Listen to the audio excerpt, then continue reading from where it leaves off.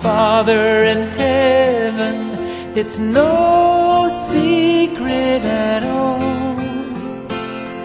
When you think of your children, how far they are from home. Two tender tears fall from your eyes, and your cries shake the world. Cannot bear to see you this way. Shalom Aleichem, tudo bem? Estamos por aqui começando mais uma edição do programa Minha Vida é Bem, programa de pai para filho. E eu sempre começo o programa dizendo que esse programa não é um programa proselitista, mas é um programa feito especificamente para os meus filhos, a Gabriela Dodani, o Gabriel Kalev, a Ariela Hesed e o Eliav Hassid. Nós estamos então estudando esta semana Parashat Shoftim, e nesse programa de hoje eu vou falar sobre a quarta, quinta e sexta Aliyah. Tá fazendo muito frio em Curitiba, é madrugada e eu estou aqui em um dos meus trabalhos e eu vou aproveitar esse momento para estar falando com vocês, os meus filhos. Parashat Shoftim está no livro de Deuteronômio, que é o Devarim em hebraico, no capítulo 18, Passuque 6 em diante. Bem, se um sacerdote, um membro da tribo de Levi, vier de alguma de suas cidades por toda a Israel, onde ele vive, ele poderá vir sempre que a sua alma assim desejar para o lugar que Deus escolherá. A gente já sabe que é o Beit HaMikdash futuramente, né?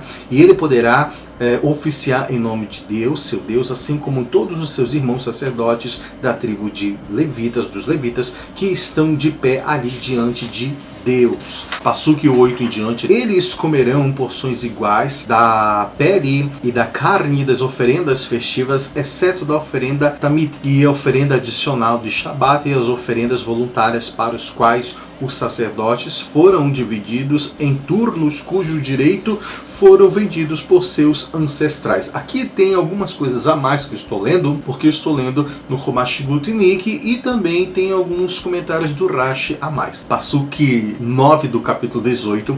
Quando você chegar à terra que Deus, seu Deus, está dando a você, você não aprenderá as práticas abomináveis daquelas nações. Ninguém deverá ser encontrado entre você que passe o seu filho entre dois fogos, tá, para moler. Então, uma coisa muito interessante aqui que a gente já pode aprender nessa paraxá é o que a gente não pode de maneira alguma imitar as ações, as práticas dos outros povos, tá bom? Hashem fala, a Torá fala nitidamente aqui que nós não devemos praticar as ações de Mitzrayim, do Egito de onde nós saímos, e muito menos de Canaã, para onde nós estamos chegando. Hoje em dia nós estamos vivendo, nós devemos ter muito cuidado, porque felizmente ou infelizmente o povo de Israel é um povo que ele tem facilidade muito grande de se assimilar. Por um lado, isso é positivo, como eu disse, felizmente, porque você consegue se adaptar em qualquer país onde o povo de Israel está na diáspora. É muito fácil a gente se adaptar. Isso, por um lado, é bom.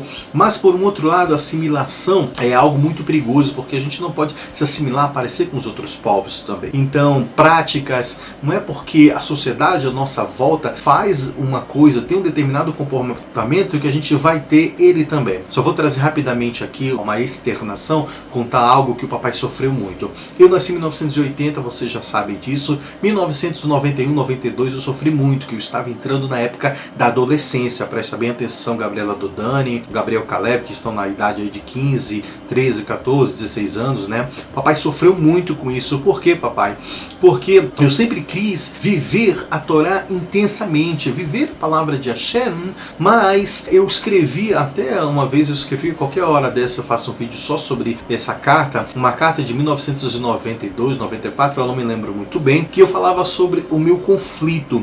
Ou seja, eu não pedi para vir aqui, eu não pedi para nascer, mas eu tô aqui. E eu não queria praticar os atos que vocês praticam, e quando eu acabo praticando, vocês me criticam por isso. E eu começo a falar na carta, poxa, agora eu absorvi um de seus comportamentos. Enfim, foi uma confusão muito grande. Por quê? Porque não é fácil você encontrar o seu lugar aqui na terra, o teu caminho, a tua missão, e Baruch Hashem, graças a Hashem, hoje eu posso, né, com 40 e poucos anos eu vou chegar, nós estamos aí no mês de Elul, agosto já de 2020, papai chegando aos 40 anos, hoje eu sei qual é o caminho, qual é a minha missão. Então, se o papai pode ensinar isso para vocês e saber que a nossa verdadeira vida está dentro da Torá, isso vai facilitar muito a vida de vocês, para que vocês não sofram tanto nessa vida quanto o papai sofreu. Então vamos continuar aqui. ele fala que nós não devemos passar nossos filhos entre dois fogos, né, para moler, porque esse era um comportamento que as pessoas faziam na prática, né, em Canaã. Não pratique adivinhação do bastão, haja com base em tempos propícios, né, ficar se baseando na astrologia não judaica, porque tem a judaica que é kasher, mas em astrologias que não são kasher, prevendo o futuro, achando que a questão dos signos, eles podem mudar o futuro ou podem determinar quem você é. Pratique adivinhações com base em ocorrências estranhas, pratique feitiçaria, pratique adivinhações com animais, volte-se para a feitiçaria de Ovi e Donim. A gente sabe que eram práticas que se colocavam um osso de passarinho na boca, outro debaixo da axila, para ouvir uma determinada voz de um espírito falando. Tudo isso daí, sabe, coisas que não são cachê, que a gente deve ficar longe disso. Cartomante, ler cartas, sabe, ler mão, isso daí não é cachê. Tá? Mesa redonda, branca, quero ouvir um espírito falar comigo. Nada disso é cachê. Levante-se e consulte os espíritos e os mortos. Olha o que o papai está falando. Passuque 12.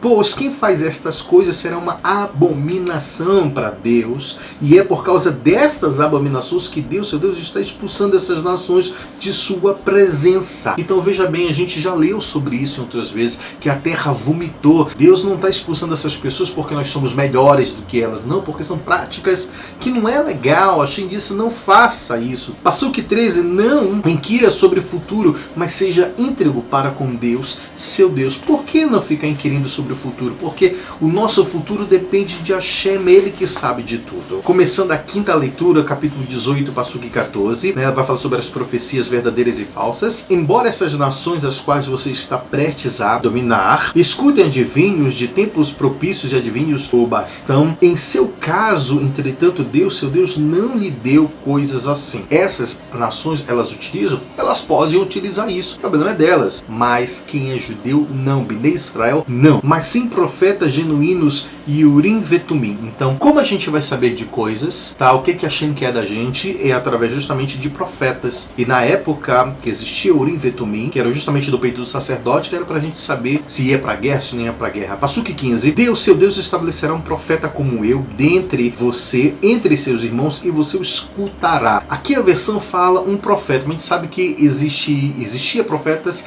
em cada geração. Aqui ele está falando no singular, mas ele está dizendo que a cada geração vai se levantar um profeta, como se fosse Moshe Rabbeinu, e nós devemos ouvi-lo. Isso é o que você pediu a Deus, seu Deus, em Horeb, no dia da Assembleia, dizendo, eu não quero ouvir mais a voz de Hashem, meu Deus, ou ver este grande fogo, pois assim eu não morrerei. A gente sabe que foi uma experiência muito impactante para Bnei Israel, que eles morreram e ressuscitaram, por isso que teve que ter Moshe Rabbeinu para falar e ter esse intercessor, entre aspas, tá? Porque para Bnei Israel não existe intercessor, a gente pode falar diretamente com Hashem a hora que a gente quiser, tá bom? Mas nesse caso aqui, Moshe Rabbeinu estava tendo um papel de intercessor, sabe? De mediador entre o povo e Deus nesse momento.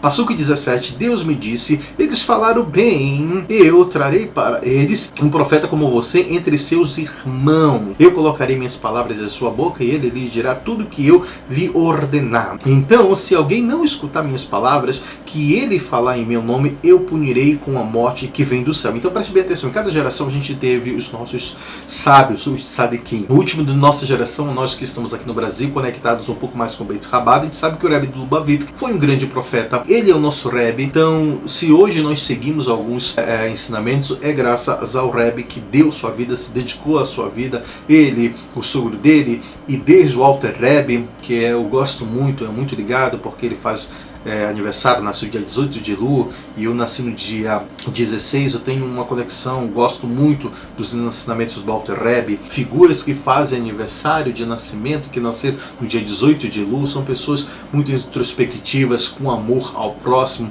Eu me identifico muito com os dois, porque eu sou movido pelo amor, pelo coração, me identifico muito com eles. Então a gente sabe que nós tivemos profetas em nossas gerações e nós devemos ouvir eles e seguir os os ensinamentos dos nossos profetas, tá? Então nós tivemos aqui o Baal Shem Tov, fundador do movimento Hassídico, e também tivemos o Rabbi Shneor Zalman, o primeiro Rebbe de Lubavitch, do movimento Rabá de Lubavitch. Então eu me identifico muito com eles, porque eles fazem aniversário no dia 18 de Elul, Deus o livre, eu não querendo me comparar com eles, e eu faço no dia 16, mas eu me conecto muito, porque eu gosto muito, porque eram pessoas que se dedicavam ao próximo com amor, com carinho, e faziam tudo com dedicação, com amor. Da mesma forma, papai, mas existe profeta de outras nações? Sim, da mesma forma que existem outros profetas. Eu acredito que existam, mas isso não significa que eles sejam profetas de Deus, tá? Mas Deus dá profeta para as nações também, assim como existia no caso de Bilam, né? Agora, papai, por que Deus então dá profetas para as outras nações,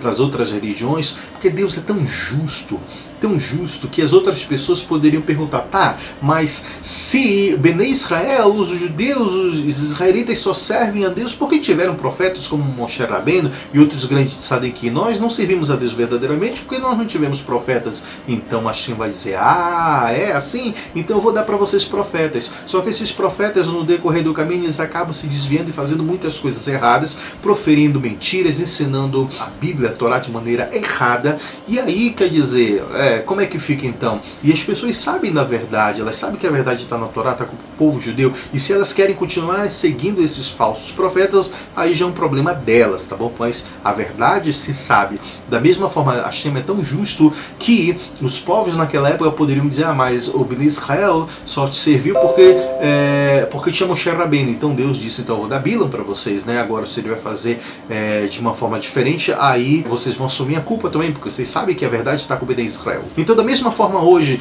tem muitos profetas por aí que profetizam, que curam, que fazem milagres e tudo mais, mas isso não significa que eles sejam profetas verdadeiros e profetas de Deus, tá bom? Mas Hashem deu profeta para as outras nações, mas nós devemos seguir os nossos profetas, tá? Porque eles, aquilo que eles fazem é emet, é verdade. Passuque 20, mas se um profeta profere intencionalmente uma palavra em meu nome, o qual eu não lhe ordenei falar, olha aí, ou ele fala em nome de outros deuses, este profeta deve ser morto. Se você disser para si mesmo, como saberemos se uma declaração não foi dita por Deus? A resposta é, se o profeta afirma falar em nome de Deus, e o que ele diz não ocorrer, e você vê que nunca acontecerá, então esta é uma declaração que não foi dita por Deus. O profeta falou isso para enganar você, intencionalmente, não tenha medo dele. Ou seja, aqui Hashem está dando uma dica muito clara. Quem é um falso profeta? Aquele que profere palavra dizendo que foi Deus que disse e as coisas não acontecem. Mas nas outras parashiot atrás, se não me engano, algumas duas atrás, nós vimos que existe o falso profeta também, e que ele vai falar e vai acontecer. Até o sinal vai acontecer, ele pode fazer fogo descer do céu, ressuscitar morto, pode fazer o que ele quiser, mas se ele falar contra a Torá, então ele é um falso profeta. Mas algumas parashiot atrás falou sobre o falso profeta, em que aquilo que ele proferiu aconteceu. E por que isso aconteceu? Justamente porque Hashem está testando a gente. Então, como a gente saber? Primeiro, o que ele falou, se aconteceu. Se não, por exemplo, se esse profeta ele fala com relação à Torá, ele fala a favor da Torá, ele é um tzadik, ele segue tudo direitinho, mas aquilo que ele proferiu não se realizou, então ele é um falso profeta. E se ele falar e mesmo assim acontecer, ele é um falso profeta, como? Se ele falar contra a Torá. Então, como a gente vê hoje em dia muito no nosso meio, principalmente aqui no Brasil, pessoas que oram, que curam, o paralítico ressuscita morto, e o cara que estava devendo, e aí mudou a vida dele, tá legal, muitas coisas extraordinárias aconteceram, mas e aí, vamos testar esse profeta?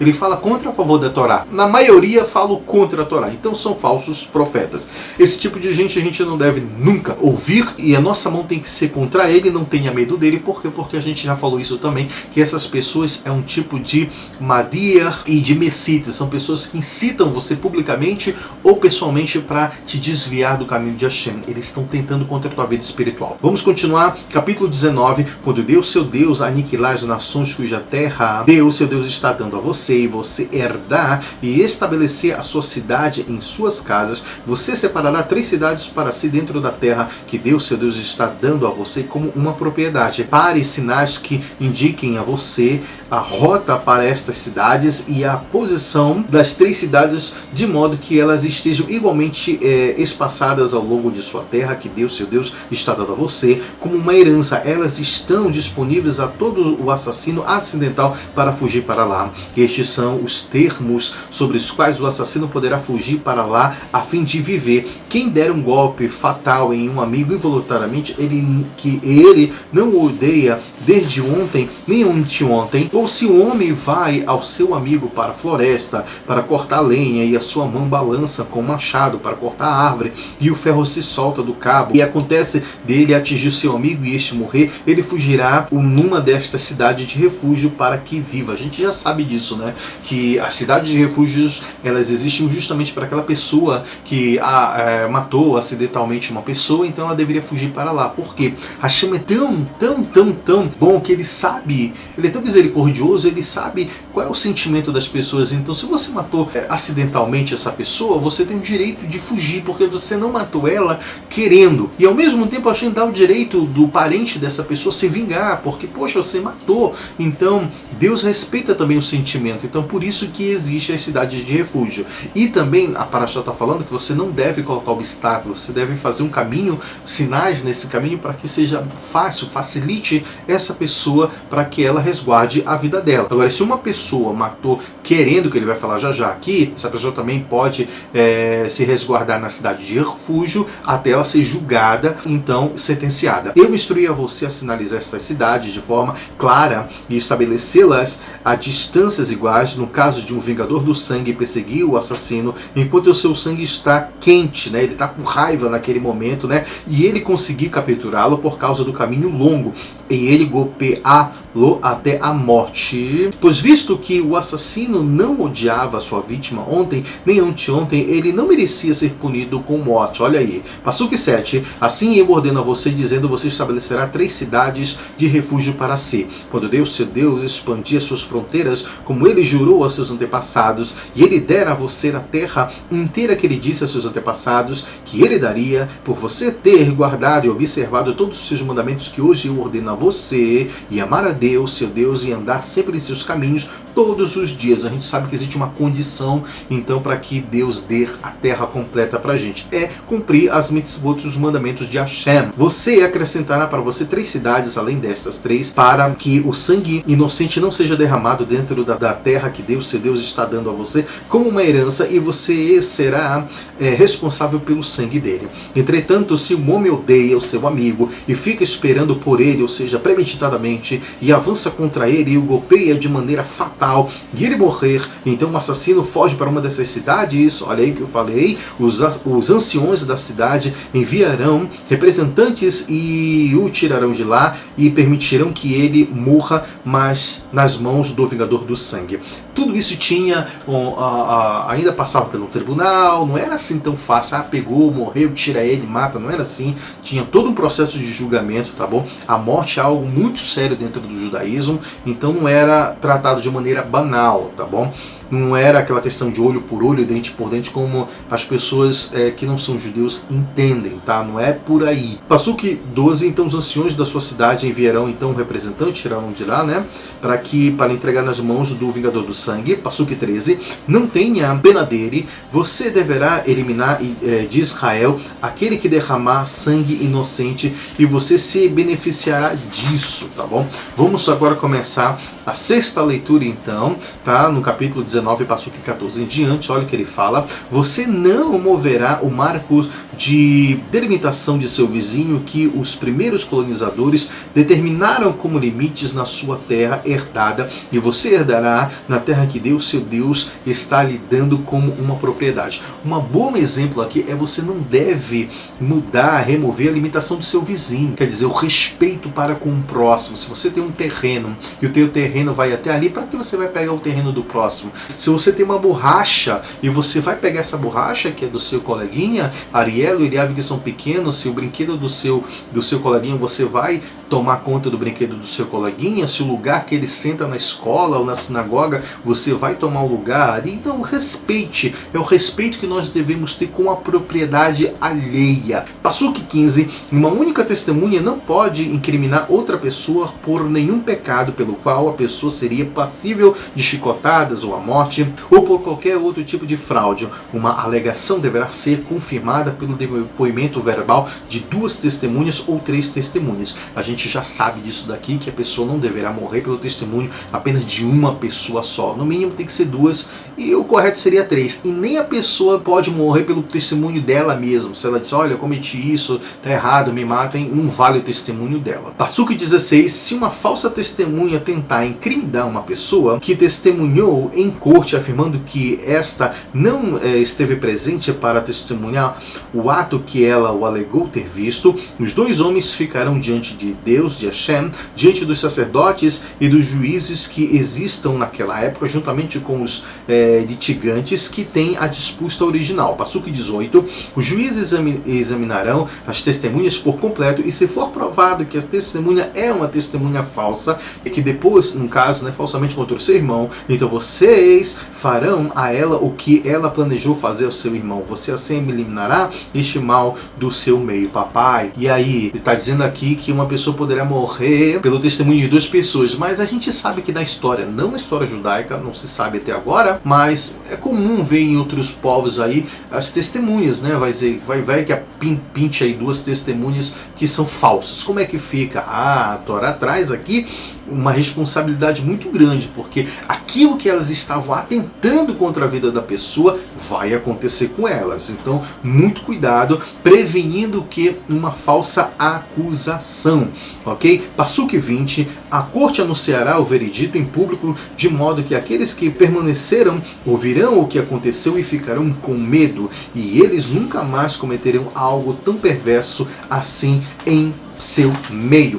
Passuque 21, você não terá pena da falsa testemunha, ou seja, aquela pessoa que testemunha falsamente, e ele pagará a sua vida por tentar extinguir uma outra vida. O que ele pagará? O valor de um olho por um olho, tá? Então quer dizer, não é assim olho por olho, dente por dente, significa o preço de um olho é um preço de um olho, tá? Se você foi lá e danificou a pessoa, ou prejudicou a pessoa, então o preço de um olho é de um olho. É que nem você, por exemplo, você bateu o carro de alguém que usa o Uber, o 99 aí, tá? O que você tem que fazer? Dar um carro novo para ele? Não, você vai consertar o carro dele. E quanto tempo o carro dele vai ficar parado? Ele vai perder 3 dias? Ele vai perder 3 dias de trabalho? Você tem que pagar a diária dele. Então, o valor do conserto de um carro, de um para-brisa, é um para-brisa. De um paralama é de um paralama, tá? Então, olho por olho significa isso. É a proporção, ok? Porque não tem mérito nenhum, não tem vantagem nenhum. Uma pessoa que furou o teu olho direito e você vai ter que furar o olho direito dele. E se ele for cego desse olho direito, que mérito tem? Não tem vantagem nenhuma nisso. Isso é ignorância. A Torá não está falando disso,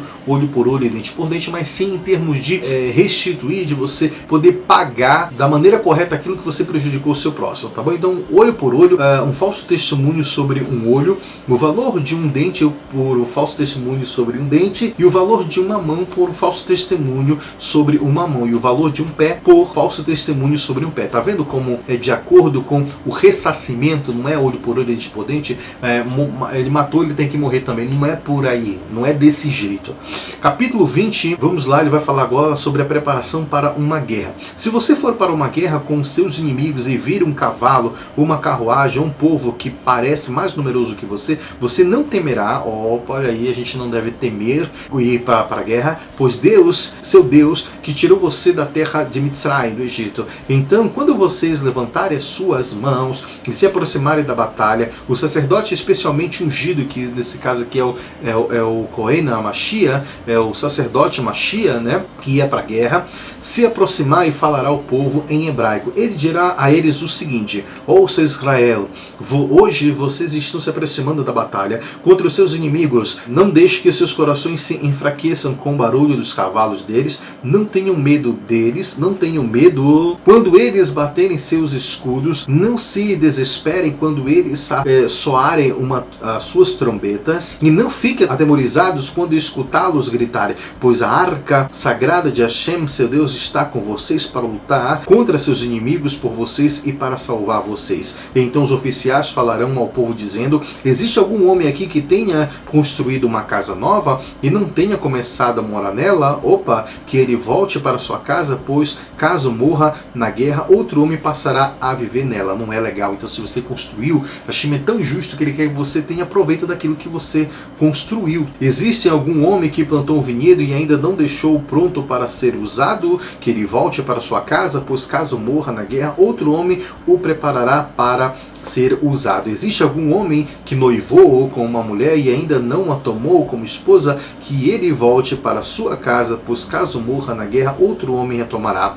Os oficiais falarão mais ao povo e dirão, existe algum homem que é medroso ou fraco de coração? Que ele volte para a sua casa, para que não faça o coração de seus irmãos derreter como o seu coração derreteu. Então, quando os oficiais terminarem de falar ao povo, eles designarão oficiais disciplinares para as tropas em ambas as frentes do povo para assegurar que ninguém fuja. Então, aqui a Torá dá uma relação de pessoas que deveriam voltar, não deveriam ir para a guerra, até para não também envergonhar uma pessoa em público. A gente sabe que é um pecado muito grande envergonhar uma outra pessoa em público. Então, de repente, aquela pessoa está com medo, né? Mas por que ele deveria estar com medo? Diz os nossos sábios que ele deveria ter cometido algum pecado e ele sabe que ele estaria ali arriscado de perder a vida dele porque ele estava em pecado. Então ia todo mundo naquele bolo ali, ninguém sabia quem estava com medo, quem tinha plantado uma vinha ou não, quem tinha pecado, etc. A sétima leitura está no capítulo então 20, passou que 10 em diante, fazendo uma promessa de paz. Se você se aproximar de uma cidade para travar uma guerra não obrigatória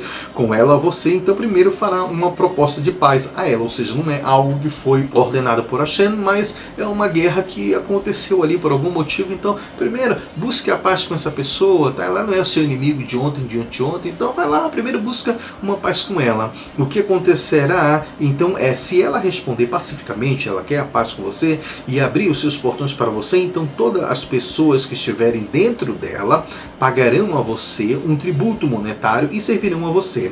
Mas, se a cidade não fizer paz com você, ele eventualmente travará uma guerra contra você, assim você a sitiará. Deus, seu Deus, eventualmente a entregará em suas mãos. Você aniquilará todos os homens pela espada, mas poderão tomar para você as mulheres, crianças e o gado e tudo que houver na cidade, todos os seus espólios. Você comerá os espólios de seus inimigos que Deus, seu Deus, deu a você. Isto é o que você fará todas as cidades que estão muito distante de você, que não estão entre as cidades destas nações locais, que você não deveria fazer aliança com elas. Mas dessas cidades locais que Deus, seu Deus, está dando a vocês como herança, você não permitirá que nenhuma alma viva. Mas você a destruirá totalmente, os Reititas, Amoritas, Cananitas, os Perizitas, os Rivitas, os Iebusitas, como Deus, seu Deus, ordenou a você, para que eles não ensinem a você a copiar todos os seus atos abomináveis que eles realizaram para os seus deuses, fazendo vocês pecarem contra Deus, seu Deus.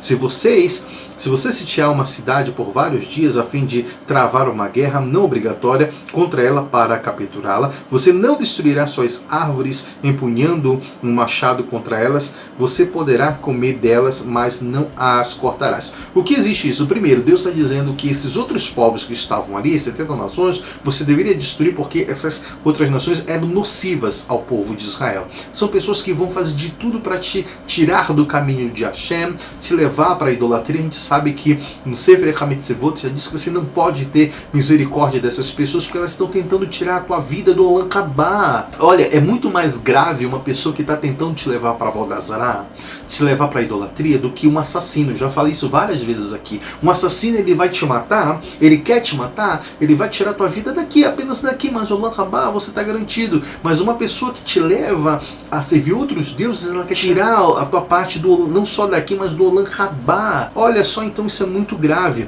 E aqui também vem um respeito com relação ao meio ambiente. Eu falo que a Torá, ela é maravilhosa, porque ela tem respeito até pelos animais, pelo meio ambiente. Para que você você vai cortar as árvores? A gente sabe que uma tática de guerra antigamente era, você cortava todas as árvores, destruía, se tinha um rio você jogava pedra ali, e se tinha poços você enterrava, justamente para quê? Para acabar com a comida, com a árvore, acabar com tudo ali do teu inimigo. A Shem está dizendo aqui, olha, se você vai lutar uma guerra que não é uma cidade que está distante, não corte a árvore, não faça isso, porque você vai entrar e vai precisar usufruir também disso. O respeito ao meio ambiente até na guerra. Vamos continuar então aqui, né? Ainda a segunda parte então aí do Passuque 19, ele começa falando, e por que você precisará destruí-lo? Olha aí, tá fazendo uma pergunta, né? Por quê? A árvore do campo é um homem que você deveria incluir no cerco e destruir? A árvore, ela tem culpa disso? A natureza tem culpa? Lógico que não tem culpa. Uau, que lindo isso daqui, né? Que a Shem vem trazendo pra gente o respeito ao meio ambiente. Muito bom. O pessoal do Greenpeace ia aplaudir a Torá nesse ponto aqui, né? Passuque 20. Entretanto, se você souber que se trata de um tipo de árvore que não é frutífera, você pode destruí-la. Se não é frutífera, você pode, né? Não está fazendo nada ali, não, só está ocupando o espaço, né? Cortando, aí você pode cortar. Use para construir uma barricada contra a cidade que está guerreando com você até que ela seja conquistada. Aqui mostra mais uma vez que você só pode destruir aquilo que não está produzindo. E aí fica um ensinamento pra gente. Como a gente está falando que, se eu não me engano, David Meller no terreno já fala que o homem é como se fosse uma árvore do campo. Lembra no Tu Bishvat? Se a árvore não está produzindo fruto, e aí? Se nós que somos comparados à árvore, se nós não estivermos produzindo frutos bons para Hashem, será que a gente merece ainda continuar existindo? Fica essa pergunta pra gente, né? Devemos produzir sempre bons frutos. E isso não é um conceito de outra religião, não, tá? Isso é um conceito judaico, da Torá. Produzir bons frutos. Olha que legal, né? E o que veio primeiro foi a Torá. Então, isso é um conceito 100% judaico. Capítulo 21, assassino não solucionado. Se a vítima de um assassinato for encontrada caída num campo, na terra que Deus, seu Deus, está dando a você, como propriedade, não é sabido quem matou. Ninguém sabe quem matou. Seus juízes mais velhos sairão, que no caso é o Sanhedrin, né? E eles medirão então a distância onde está o corpo até as cidades, à volta do corpo, em todas as direções. O que acontecerá é que da cidade mais próxima do corpo, os anciões daquela cidade tomarão uma bezerra que nunca foi usada para o trabalho, que nunca carregou um fardo, e os anciões daquela cidade trarão a bezerra para um vale rochoso que nunca foi arado ou semeado ali no vale, e quebrarão a parte posterior do pescoço da bezerra. Por quê, papai? Os sacerdotes, os levitas, os sacerdotes, os filhos de Levi, se aproximarão então, pois Deus, seu Deus, os escolheu para servi-lo, para pronunciar a bênção em nome de Deus e para emitir julgamento em cada controvérsias e lesão. Todos os anciões da cidade mais próximos ao campo lavarão então suas mãos sobre a bezerra que foi decapitada no vale. Aqui começa o maftir, tá? Passuque 7 do capítulo 21. Eles anunciarão e proclamarão: nossas mãos não têm nada a ver com qualquer coisa que tenha direcionalmente causado este derramamento de sangue, nem nossos olhos viram este crime. Os sacerdotes então dirão: espie por esse povo Israel, a quem tu redimites, ó Deus. Não coloque a responsabilidade do sangue inocente dentro de seu povo Israel. O sangue então será expiado por eles. Se o assassino for descoberto mais tarde, você os executará e eliminará o derramamento de sangue inocente de seu meio, e você assim fará com que é apropriado aos olhos de Deus. Até aqui termina a nossa Parashat Shoftim. Muita coisa interessante. Por que eles faziam isso, papai? Sabe, uma vez eu assistindo o filme Tropa de Elite, existia uma cena que era meio curiosa ali, que no Rio de Janeiro, quando existia algum bandido que era morto numa determinada seção, determinado bairro, eles pegavam o cadáver e levavam para um outro bairro e desovavam lá. Né? Para quem? Para que aquele outro distrito ficasse responsável por pesquisar, fazer investigação quem tinha matado, e aqueles outros não queriam ter problema, não queriam, vai dar problema pra gente de levantar, pesquisar, investigar, saber quem foi que matou, e pegavam e jogavam pro outro bairro, e eles ficavam fazendo isso, jogando. É uma realidade que existe existe no Brasil.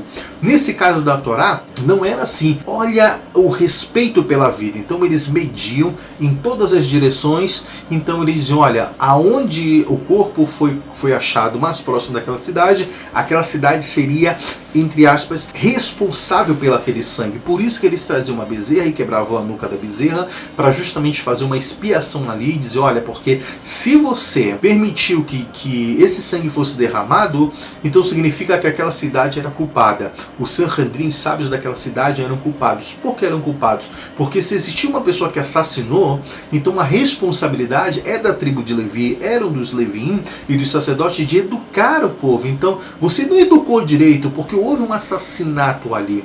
Então, tinha todo esse processo aqui para você pedir perdão a Hashem para que esse pecado fosse expiado do povo de Israel, porque é muito grave essas coisas. Então, o respeito à vida, né? O respeito não era que cada um estava lavando as suas mãos, como aconteceu no filme Tropa de Elite, não. Era responsabilidade. Quem era o responsável? Hashem, a gente não sabe, então livra a gente disso, o respeito à vida. Até quando você não sabia o que tinha acontecido ali. Muita coisa interessante aqui. Uau, tem tanta coisa importante que eu deveria falar para vocês, mas o tempo não deixou. Tem muita coisa legal, infelizmente vai ficar para uma próxima oportunidade, tá bom? Mas o papai quer voltar a dizer que eu amo muito a Gabriela do Dani, te amo muito, minha filha, a Gabriela Kalev. Te amo também, vocês que estão crescendo aí. Apesar de estar longe do papai em outra cidade, mas o papai ama muito vocês. A Ariela, que está crescendo maravilhosamente em Torá e Mitzvot. O Eliave, também um beijo para todos vocês. E que a gente possa continuar vivendo a Torá, tá? Porque ela é a árvore da vida para aqueles que nela se apoiam, tá bom? Ela é a nossa vida e não existe outro caminho. É com ela que nós sabemos qual é a nossa verdadeira missão, tá bom? Um beijo no coração, Shabbat Shalom, e o papai volta num próximo momento, aí sim trazendo um pouco mais da Parashá que nós estudamos, Shoftim, tá bom? Um beijo no coração, Shabbat Shalom e Lehi Traot.